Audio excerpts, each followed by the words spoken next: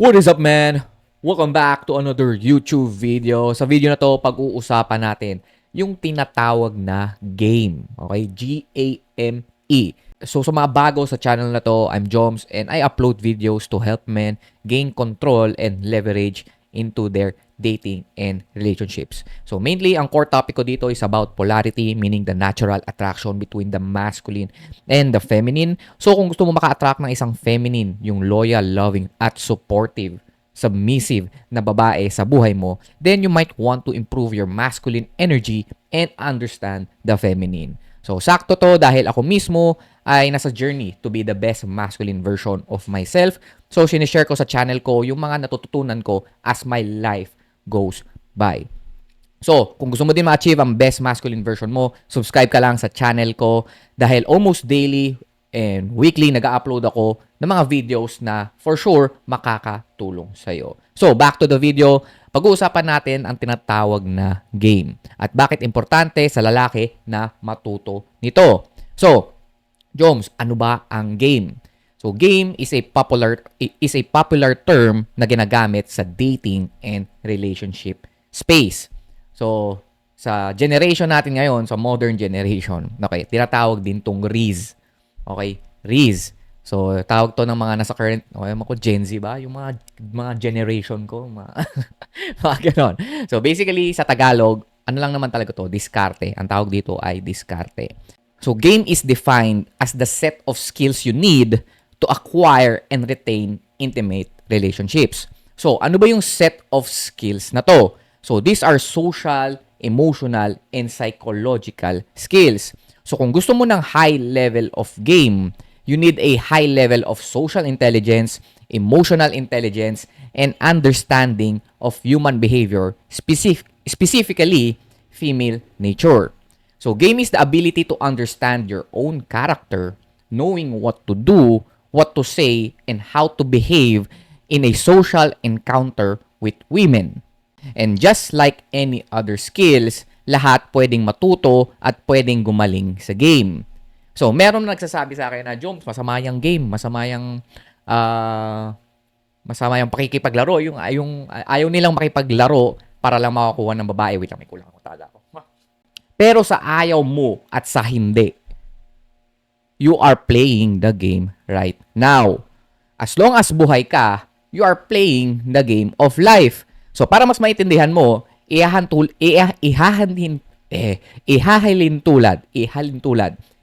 tulad natin to sa video games. For example, sa ML, GTA, or Dota. So, just like in the video games, meron kang character, meron kang specific objectives, may set of instructions on how the game is being played, at ang game master lang or yung devs lang ang may control sa instructions na ito.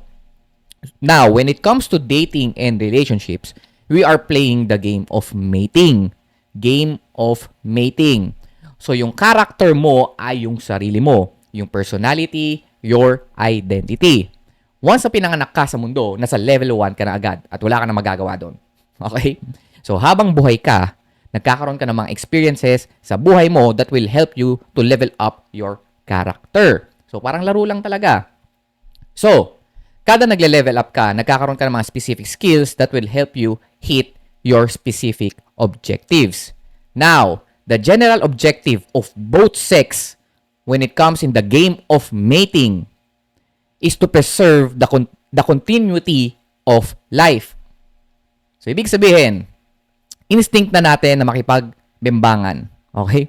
Lahat tayo, babae at lalaki, merong instructions at ang tawag dito ay DNA.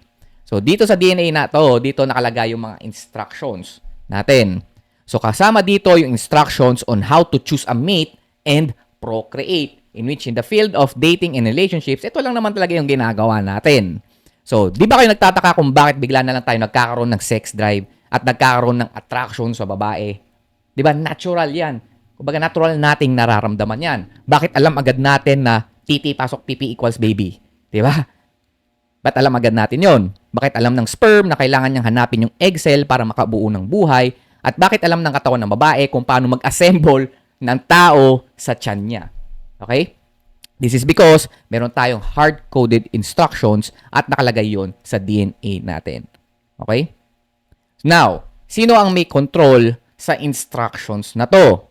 So, sino pa ba? Yung game master ng lahat. The creator, si GOD, yung universe, o kung ano man yung tawag mo sa kanya. Okay? Siya lang ang may control sa instructions na to.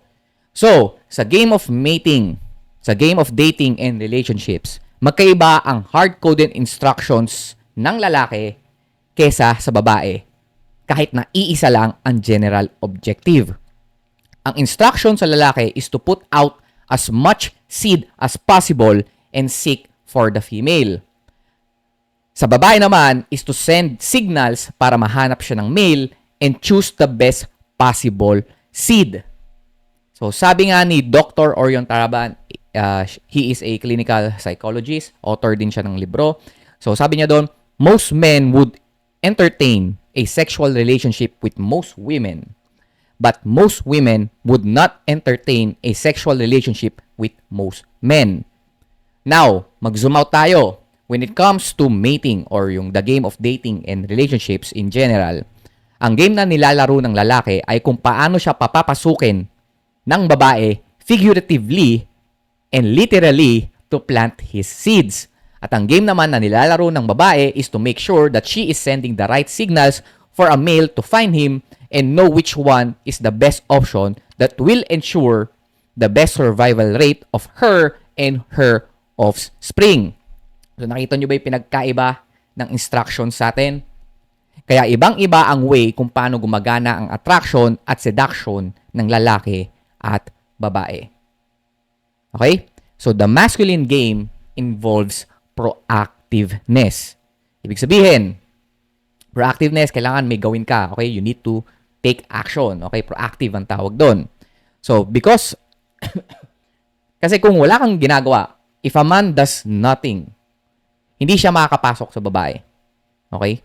Hindi siya makakapasok sa relationship by waiting until it is offered. Kahit na araw-araw kang lumabas ng bahay, umupo ka sa bar araw-araw, walang mag-a-approach sa'yo. Without game, you are functionally invisible to women. Kaya bilang lalaki, kailangan mo matuto ng social skills, pataasin yung emotional and psychological intelligence mo. Okay? You need to work towards masculine consciousness and mastery. Proactive. Okay? You want to be proactive. Ibig sabihin, may kailangan mo talaga mag-take action. You need to make conscious actions or you need to master these things if you want to succeed in the game of mating. In which yun naman talaga yung goal natin. Sino bang gustong tumanda ng mag-isa? Sino bang gustong hindi magkaroon ng sino ba ayaw ng sex, di ba? Sino bang may ayaw ng relationship? Alright? So, hindi kasi kailangan natin mag-take action, kailangan natin maging proactive because unlike the feminine, di tayo tulad ng mga babae na merong passive advantage sa simula. Ibig sabihin ng passive advantage, kaya nila magkaroon ng intimate partner kahit wala silang masyadong ginagawa. Okay? That's why women are the choosers, men are the pursuers. So, wag ka din magagalit sa games na ginagawa ng mga babae dahil iba din yung game na ginagawa nila compared sa game na ginagawa natin. So, ano ba itsura ng game na ginagawa ng babae? So, ito yung female games or feminine games. Ang itsura nito, ito yung mga shit test na ginagawa nila. Yung mga mixed signals, yung mga emotional tensions na ginagawa nila. Basically, ito yung mga test. Okay? Female games are test. So, ginagawa nila to hindi para pahirapan yung isang lalaki. So they do this to see kung sino lalaki yung kayang maging leader. Yung hindi basta-bastang nauusog ng mga emotional storms nila, yung kayang mag-lead under emotional pressure.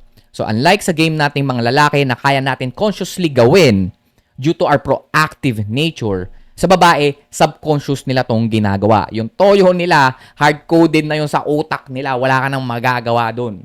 Okay? Kapag nagalit ka, parang nagalit ka na din dahil mainit yung araw. Okay? Nagalit ka dahil kulay green yung mga dahon. Okay? Nagagalit ka in a way na wala kang magagawa. Ganun talaga eh. They are coded that way. They're instructed to do those things. So unlike sa game natin mga lalaki na consciously nating kayang gawin kasi nga proactive yung nature natin. Sa babae, subconscious nila tong ginagawa. Meaning, hard-coded na sa kanila yung mga emotional and psychological tests na ginagawa nila due to their passive nature. Tandaan mo that women are security-seeking creatures. Ibig sabihin, mas attracted sila sa mga masculine na lalaki na merong spine, bayag, at merong self-sustainable life. A man who looks and behaves strong and acts like a leader of his own world. Compared sa mga nice guy who are weak for a pussy na parang alipin na kaya nilang tapak-tapakan. That's why women or feminine women are attracted to strength. Okay, the moment you behave weak, the moment na makita nila as a weak person o the moment na makita nila hindi mo kayang i-handle yung sarili mong emotions, na hindi mo kayang, alam mo yun, hindi mo kayang mabuhay mag-isa, hindi mo kayang maging masaya mag-isa, na kailangan mo pa ng external, na hindi mo kayang maging emotionally independent or maging, ayun, basta maging independent, hindi ka nila magugustuhan kasi it signals weakness. So, instead of being bitter and crying over human nature na wala ka namang control dahil hindi naman ikaw ang game master, siya lang, si GOD lang, learn how to navigate the complexities of human attraction and negotiation kasi ito yung may control ka. Okay? Kontrolado mo na matuto. Okay? Again, be proactive. Walang magsusubo sa'yo. Bilang lalaki, walang magsusubo sa'yo. Okay? Huwag kang maging one tamad na aantayin mong meron na lang dumating nang wala kang ginagawa. Kasi pag ganun, nasa passive mode ka. Ibig sabihin, nasa feminine energy ka. At bilang lalaki na nasa feminine energy, walang mangyayari sa'yo sa mundong to. So that's why you need to be proactive. Learn some game. Ibig sabihin, improve your social skills. Be emotionally and psychologically intelligent. So remind lang kita that game is a double-edged sword. Ibig sabihin, this can be done to take advantage someone in which hindi ko ina-advise dahil puro short-term lang ang makukuha mong relationships dito. Sorry. So, kaya mo mag-game. So, ito. Kaya mo mag-game in a way na authentic at genuine sa'yo. Hindi mo kailangan mag-focus sa mga pick-up lines, scripted routines, magkunwaring alpha that makes you inauthentic and robotic. So, nagiging manipulative ang game if you are trying to manage or control the outcome for your own advantage, or in short, ito yung pagiging performative. All you need to do is yung tinatawag kong calibrated game. So, the calibrated game is centered in conscious masculine leadership. Meaning, you provide structure and direction as gifts, okay, as gifts that allow a woman to relax into her feminine energy. Again, this is not about manipulating a woman. So, this is about owning your own power and your own desires. Ang primary purpose nito is to help a man grow, get out of his comfort zone, and give his masculine gifts to the woman and to the world in a very authentic way. So, if you want to know more about Calibrated Game, you can join my email newsletter for free kung saan nagbibigay ako ng daily advice that will help you gain leverage and control sa dating and relationships mo. So, kung palagi ka nababasted, na-friendzone, nare-reject at natutorpe at gusto mo maging best masculine version mo, click mo lang yung link sa description box or sa bio ko. Libre lang yan. And I'll see you on the next video. Let's go!